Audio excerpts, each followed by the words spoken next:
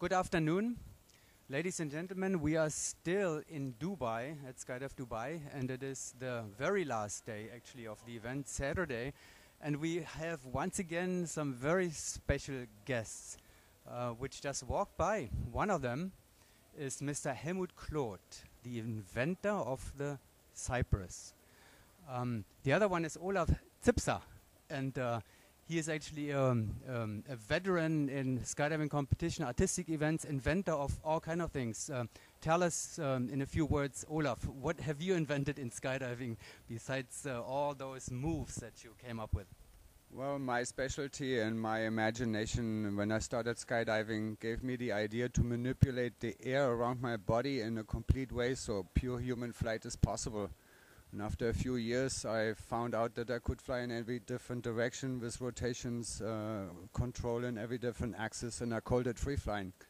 Free flying, as you see now, 26 years later, has become a big part of the skydiving sport, and I'm very happy about it, that people like it and also love to fly like that. And then all kind of other projects, and we'll get to that in a minute. But let's turn over to Helmut, who invented something that made us all very safe in skydiving, and that was how many years ago? The event that triggered it happened in 1986, which is a long time ago. It was a friend of mine who went in with a pilot chute in tow. Freddy was his name. He could have pulled his reserve, but he didn't for some reason. So he died on this jump, which I saw from the ground. And at that time, actually, very few people used automatic openers.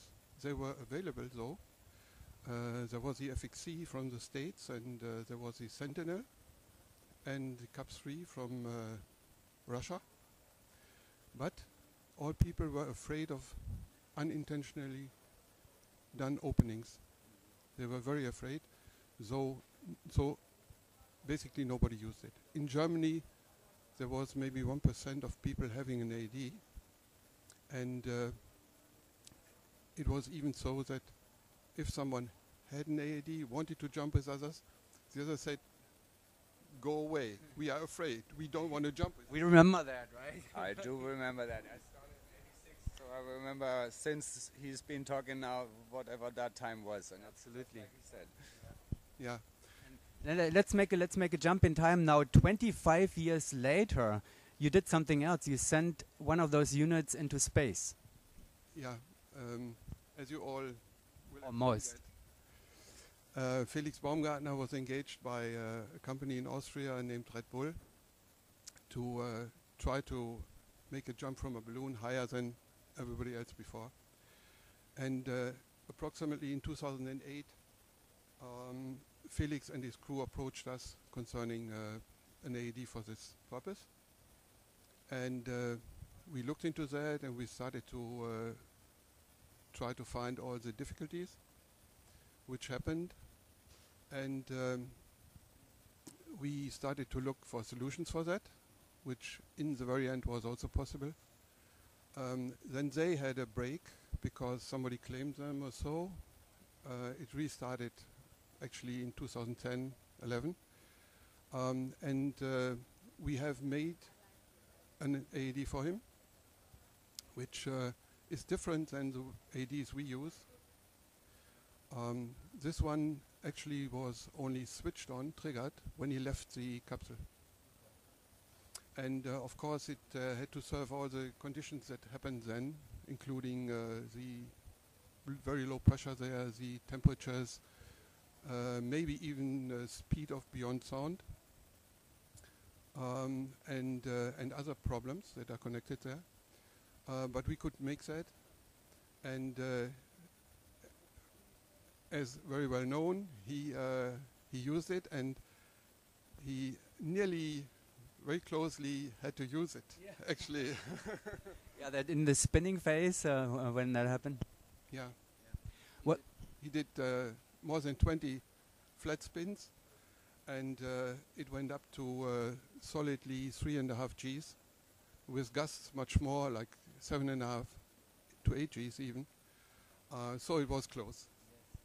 And You have that all on records. I mean, and we've seen that. I've seen that laboratory that you have there in Wünnenberg in Germany, and it's quite amazing actually what you put together there. But that was only for one unit, for this one.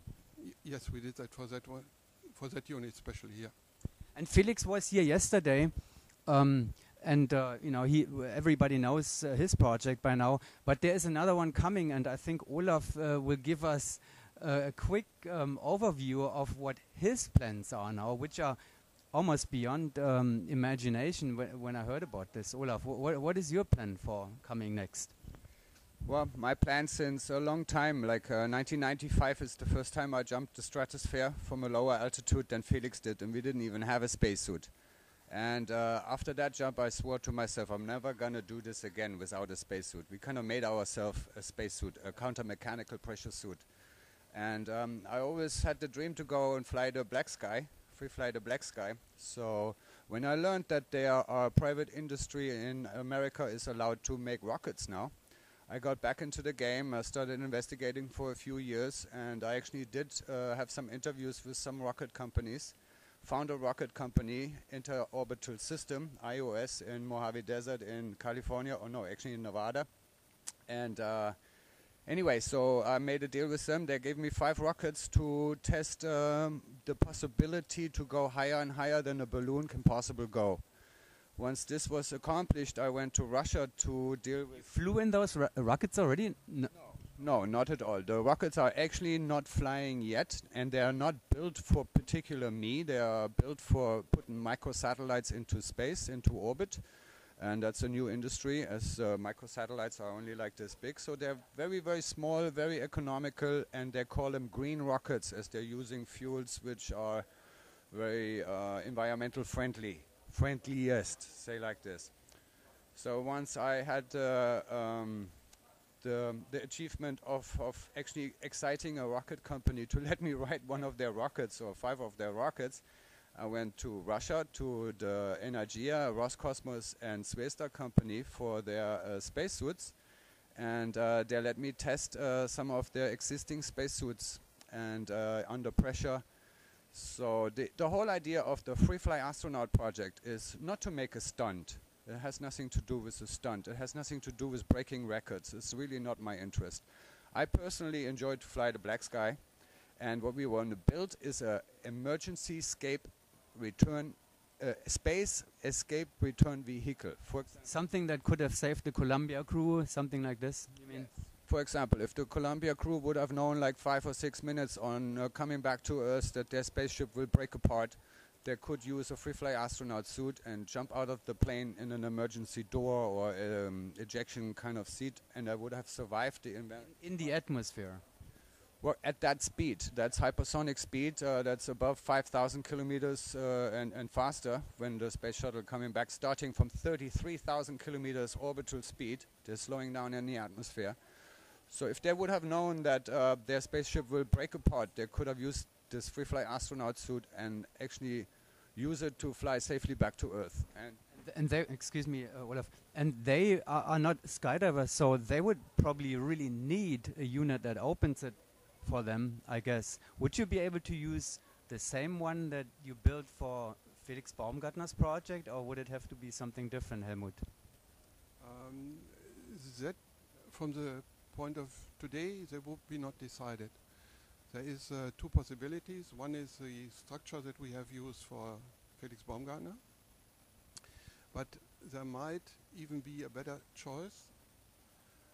We have a new product coming out not far from now for another purpose in skydiving, which I do not want to define now here.